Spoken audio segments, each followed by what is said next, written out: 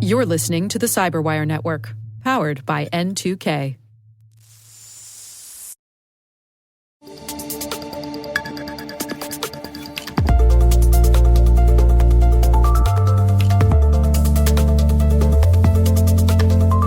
What does a modern cyber attack actually look like from the inside? In this edition of CyberWire-X, we follow an attacker step by step as they move through a target environment, probing weaknesses, exploiting entry points, escalating privileges, and moving laterally toward their objective.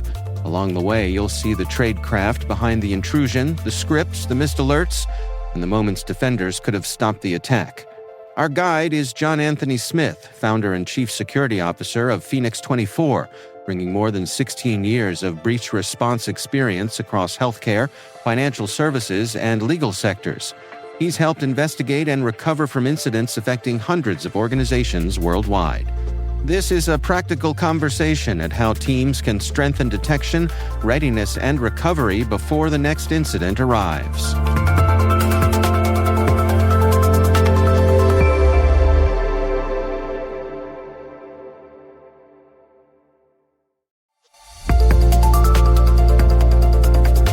Before we dig in, I'd love to just know a little bit about you yourself here.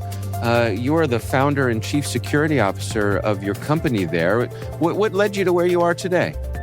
What has led me to where I am at this moment, certainly about 14 years ago or so, I got pulled into a significant breach for a significant manufacturer that's regionally located to where I live. And that forever changed the trajectory of my professional career. That moment actually informed me clearly that all defensive strategies must be informed by what threat actors are able and willing to do. It also informed me, frankly, that the world was changing and breach behavior was significantly shifting, and that, frankly, there needed to be some organization that could help companies recover from these types of events. And so while I have had a very storied career, I would say that particular moment about 14 years ago-ish now was a big deal. It changed my trajectory. You know, just a few days ago, I was chatting with another cybersecurity professional who was really emphasizing the importance of backups when it comes to people being able to restore after a breach here. And you make the point that everybody thinks their backups are going to survive, but maybe that's not always the case.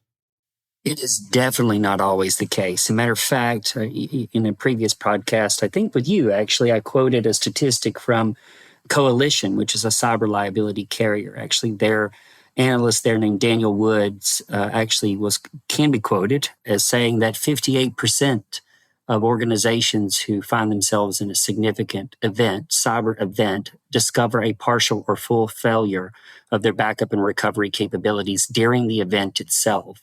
What I would say to you, and our statistic is a little different, our statistic actually measures, could the threat actor have technically destroyed the backups in the way that they were actually orchestrated? Our statistic states that 84% of organizations do not have a survivable recovery facility. And so threat actors, if they're so willing, they can. There is a technical way commonly for a threat actor to destroy organizations' recovery capabilities. And this is what we and Coalition, of course, see playing out in breach. Can you take us through the types of activity that you've been seeing here? I mean, who's largely responsible for the attacks that people are seeing these days? Yeah, I would certainly say at this moment, Hindala, I believe is how you pronounce the threat group, is obviously all over the news due to what they've recently done to Stryker. I would say before that, of course, Scattered Spider takes a lot of press, right? Certainly because of what they did in Las Vegas, what they have recently done in the UK and beyond. Scattered Spider has certainly been in the press. But I would say to you, I mean, based on our own statistics, we certainly work a lot more breaches for the threat group Akira. Now, Akira has been in the media, but I would say they certainly are not taking as much press as it seems that other groups have, like Hindala and also Scattered Spider. Namely, I think it's probably because they use fewer novel methods, right? They're certainly commonly using vulnerabilities in firewalls to gain initial access. But Akira, beyond a doubt, is who we face the most. I think about 16% of our sample last year was Akira. And they're using more off-the-shelf tools, which maybe makes it easier for them to blend in. Is that fair to say?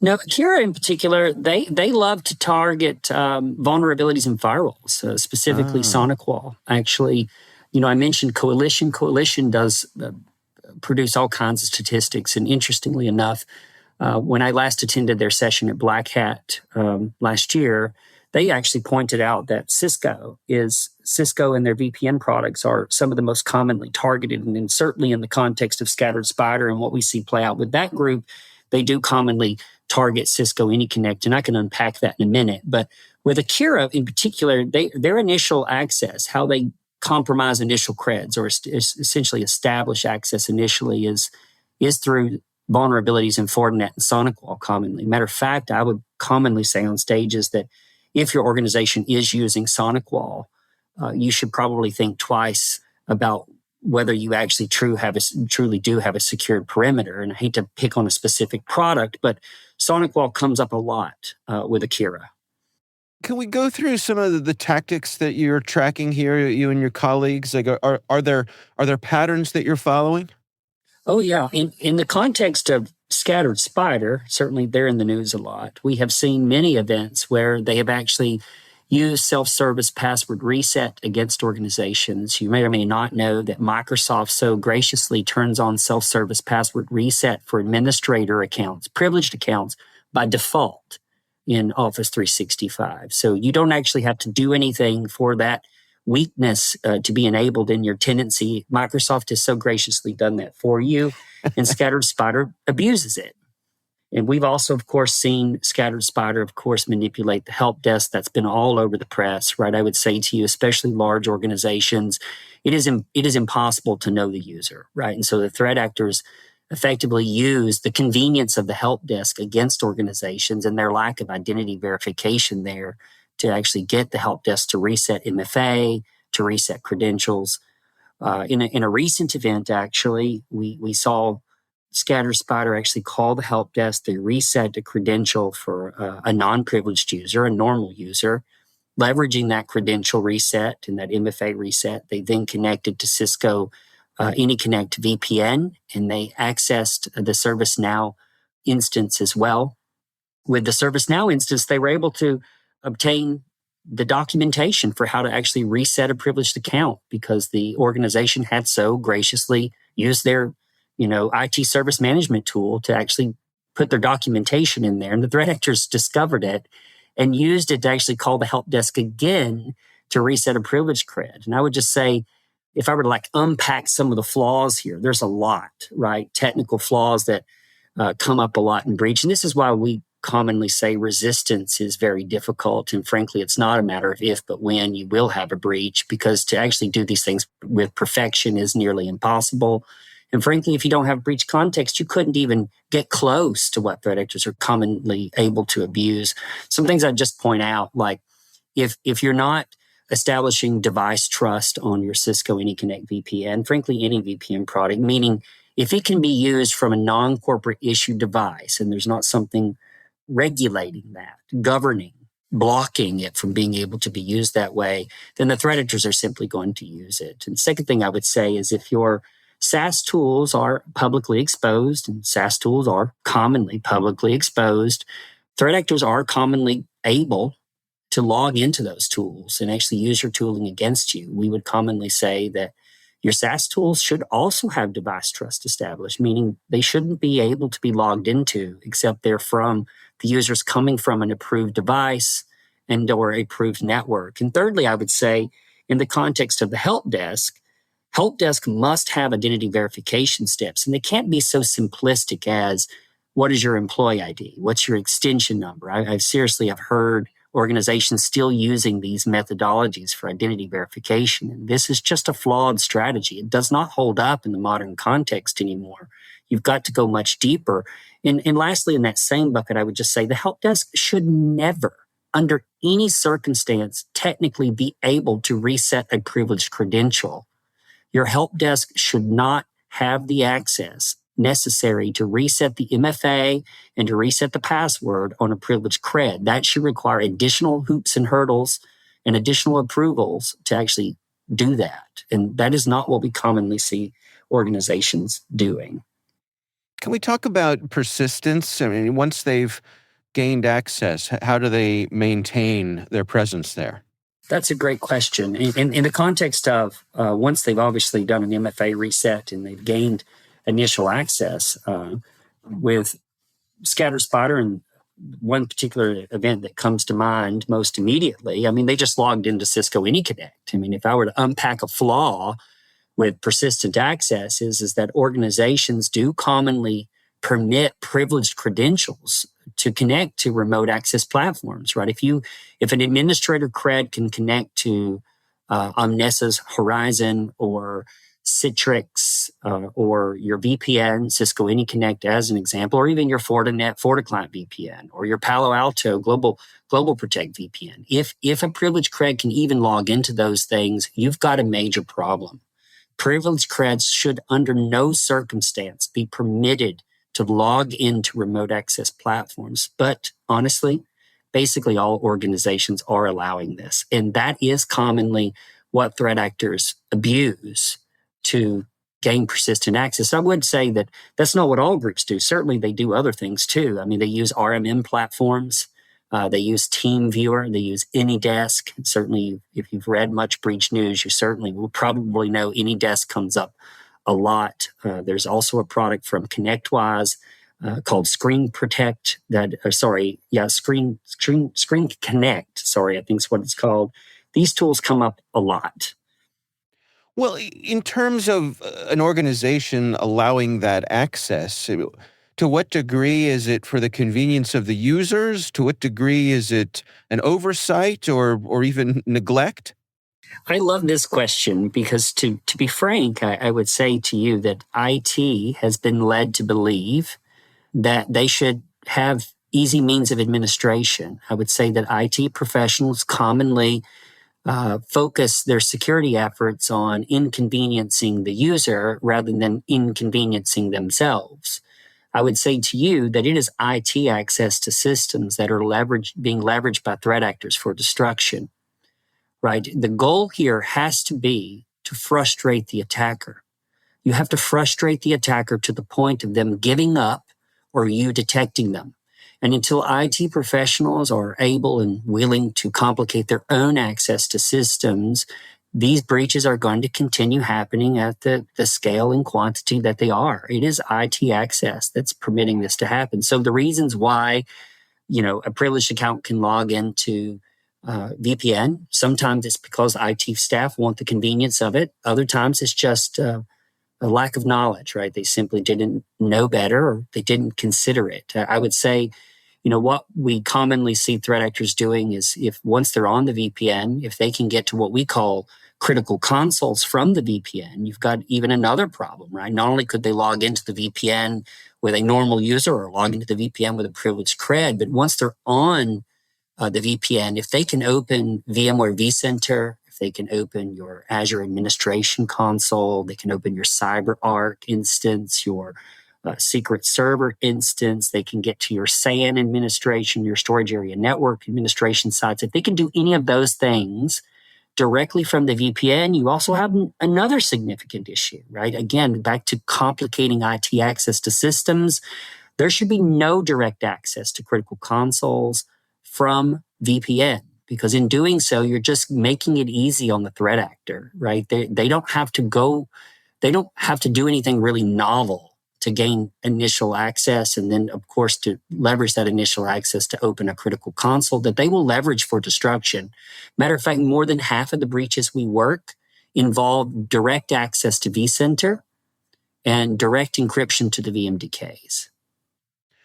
Can you walk me through the process by which they elevate their own access and then shift to lateral movement?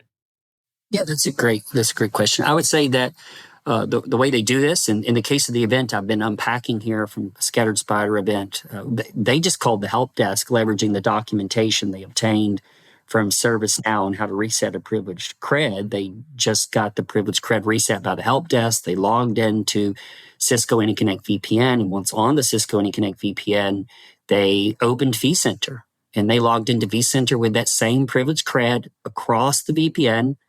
And once they were into vCenter, they were able to encrypt all the VMDKs. Now, it gets a little more complicated than that, but how did they elevate? Well, one way is they can just call the help desk and have the cred reset.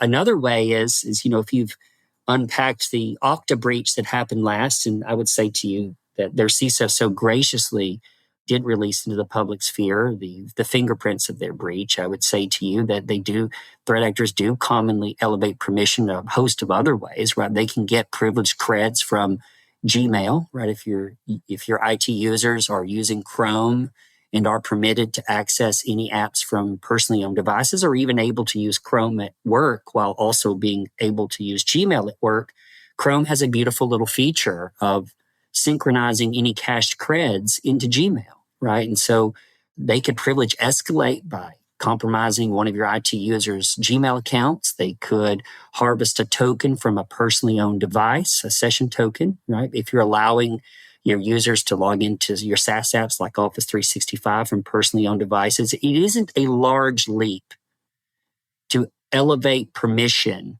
if you're allowing your SaaS apps to be publicly exposed and publicly logged into from non-trusted devices.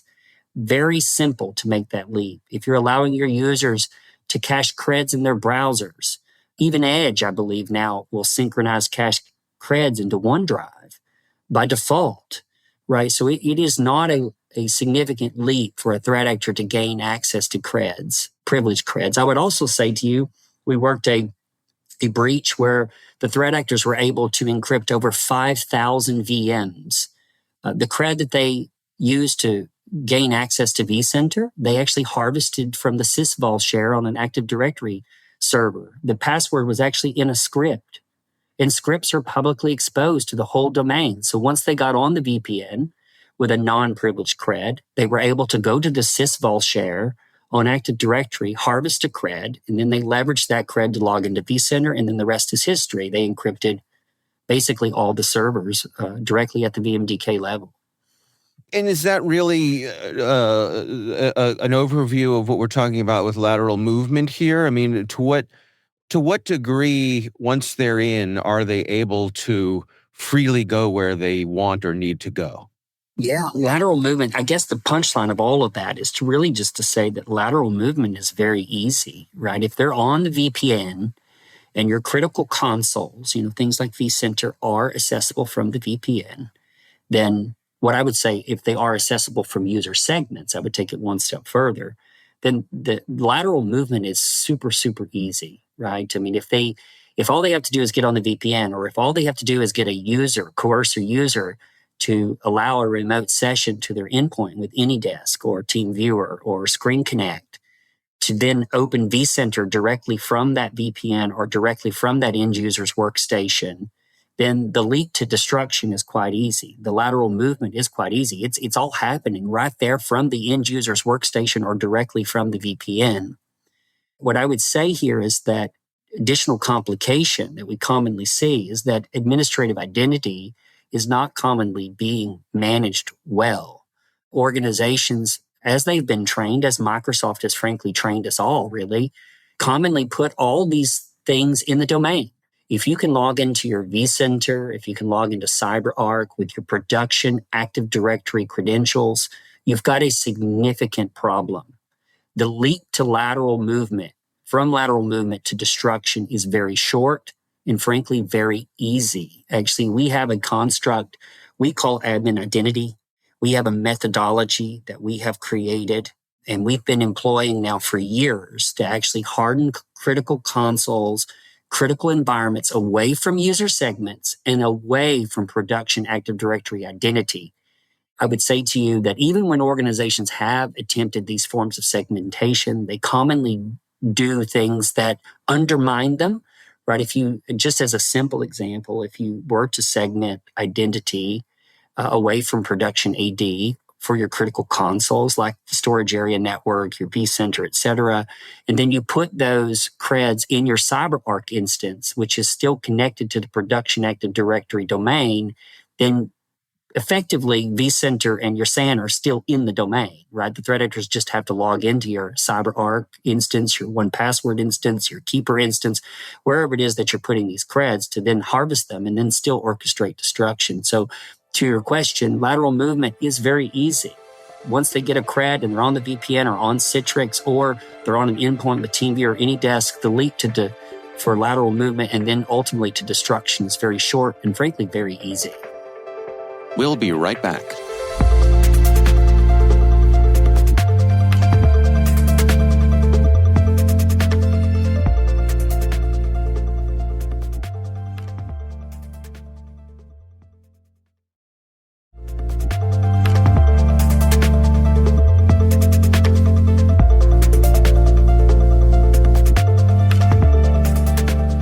Before we get to data destruction, it strikes me that there's probably an exfiltration attempt in the middle there.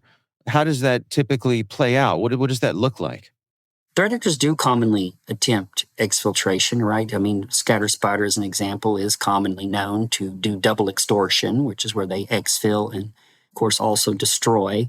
As we've seen play out here in the Hondalah breach of Stryker, or the supposed one, at least as the public media is reporting, it seems that they were able to exfil 50 terabyte of data, at least by their own reports. They exfilled 50 terabyte.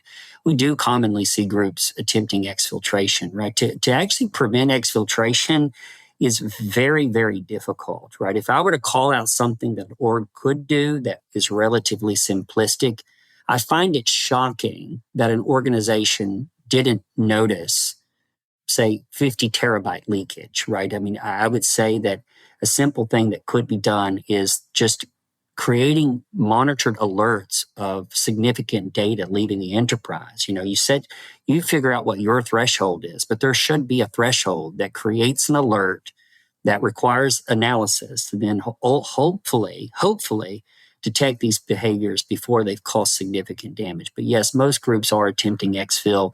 Exfil is far more difficult to prevent. It's easier to monitor than prevent. To actually prevent it requires extensive tooling and, frankly, extensive inconvenience that most organizations and most IT departments, and frankly, most users are simply not going to tolerate. So I would say, first, an easy first step is to monitor. Figure out what your threshold is, monitor, create an alert, and then go and research those alerts timely. Let's talk about the destruction of the backups themselves. I mean, how does this play out? The way it plays out is that most orgs do commonly believe that they have immutable backups. Immutable, by our definition, meaning survivable, right? Just because your backup vendor says that your backups are immutable doesn't really mean they're safe. Every backup vendor uses a different definition of this word immutable. If they're employing any definition other than the one I'm about to give you, your backups probably, frankly, highly likely are not truly immutable.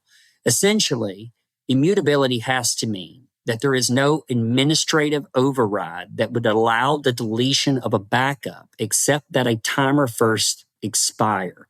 Think of more like a timed lock safe, right? You can't open the safe until the timer expires, right? I mean, even if you typed in the right codes, you have to wait the time lockout before the safe will open. Same has to be true of your backups, right? If what you mean by immutability, what we commonly call quorum or two-person rule, if what you mean by immutability is that one person requests a configuration change and another approves it, that is not true immutability. And I would say to you that beyond what your product vendors are commonly telling you, orchestration of survivable backups is frankly more than just employing the immutability algorithm provided by said product vendor. What we know from breach is that survivability is truly a factor of the number of backup copies kept, the locations that you actually keep them, meaning they have to be segmented, and thirdly, that the number of identity planes that you store those copies in, meaning they can't be all collapsed into the same identity plane, meaning if there's one credential that can still get to all 1, 2, 3, 4 copies of the backups, then they're still effectively all vulnerable to destruction. And lastly, I would say that it does also require the orchestration of more than one immutability algorithm. You should never trust your survivability to one product, one method, one algorithm, because frankly, everything is flawed. We know that all technology has some flaw that we all don't know what it is yet, right? It'll come out eventually. But essentially, this is why I fervently am an advocate for organizations to get out of the recovery business. Organizations are at a disadvantage as it comes to breach and recovery because they are only as good as the data that they're able to receive from their product vendors. And product vendors have one goal in mind, unfortunately. It's to sell a product, right? I mean, that's what they're trying to do. And that's not a bad thing, but it's not born from breach, right? If you really want your backups to survive, you have got to do so based on what threat actors are able and willing to do.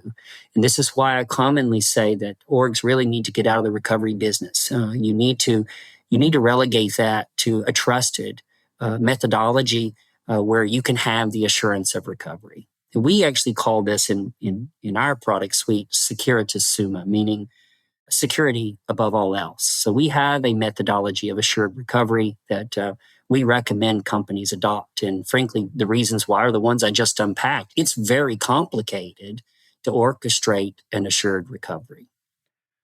Can you help me understand the disconnect here?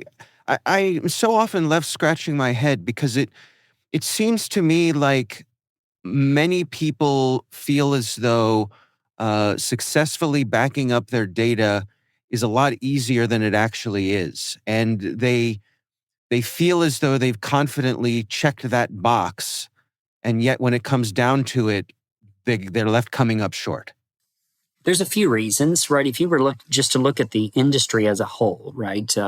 The resistance industry, meaning the defensive, the prevention industry for cyber incident is about a $200 billion industry. The recovery focused portion of our industry is a $20 billion industry. I fervently believe with all of my being, and I see this playing out every single day, that most orgs are still convinced that they can actually prevent all breaches. Certainly that's where they're spending their time, their money, and their energy is to prevent breach.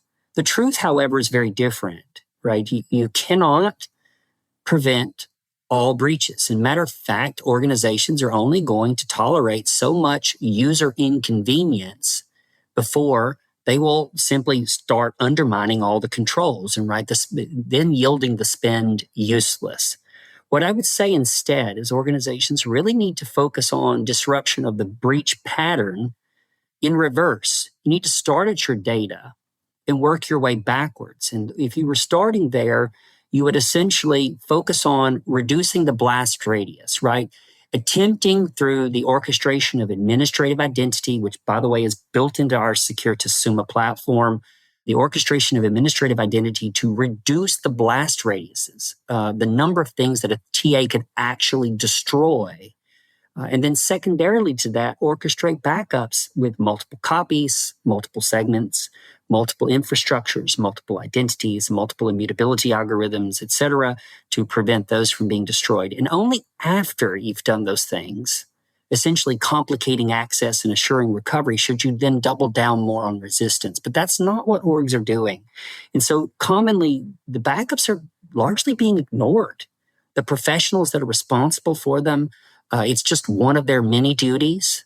IT professionals are slanted toward, satisfying the org and the running of the actual business. And this is why backup controls are commonly undermined, because they're not, one, orchestrated from the context of breach, and the professionals that do it don't even know what that means, really.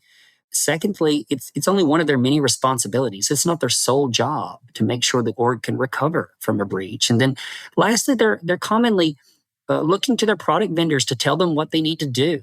And while there are many good products on the market, if you listen to their guidance, which also is not commonly informed by breach, your backups are commonly going to be destroyed. Matter of fact, we just got into a breach yesterday. This particular organization was using Veeam to route their backups to a Synology unit, and they were convinced that their backups were immutable.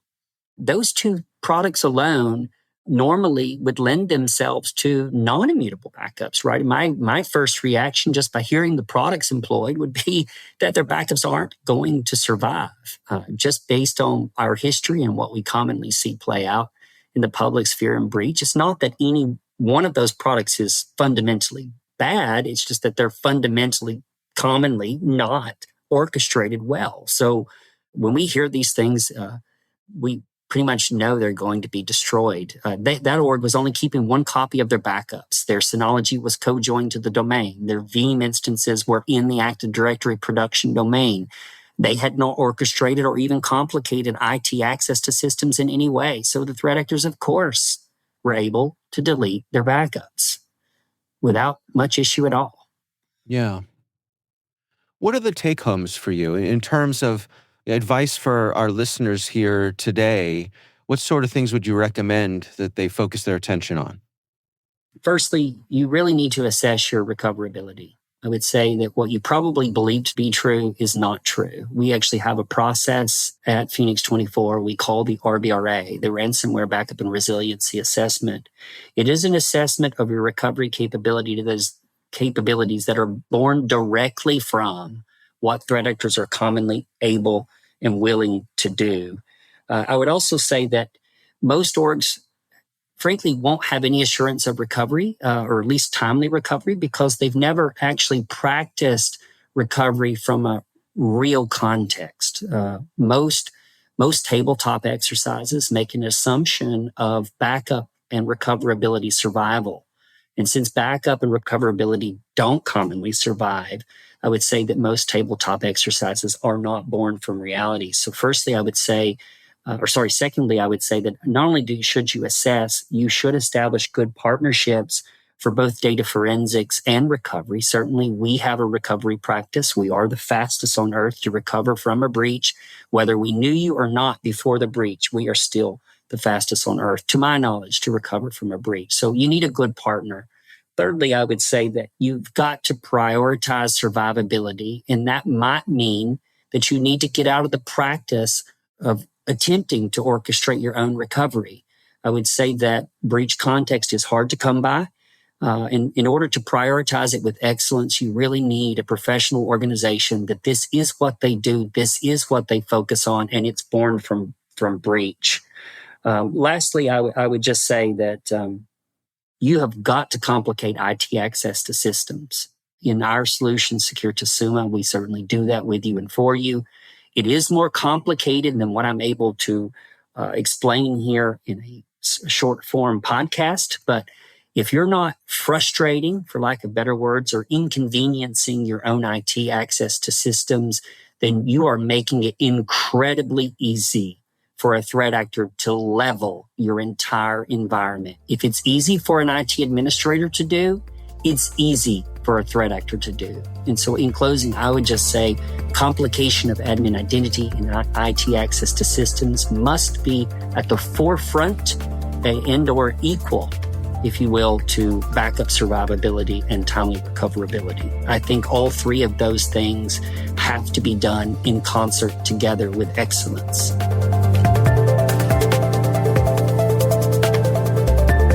Our thanks to John Anthony Smith, founder and chief security officer at Phoenix 24, for joining us and walking us through what a real attack looks like from the inside and where defenders still have opportunities to stop it. To learn more about Phoenix 24, check out the link in our show notes or visit our website, thecyberwire.com.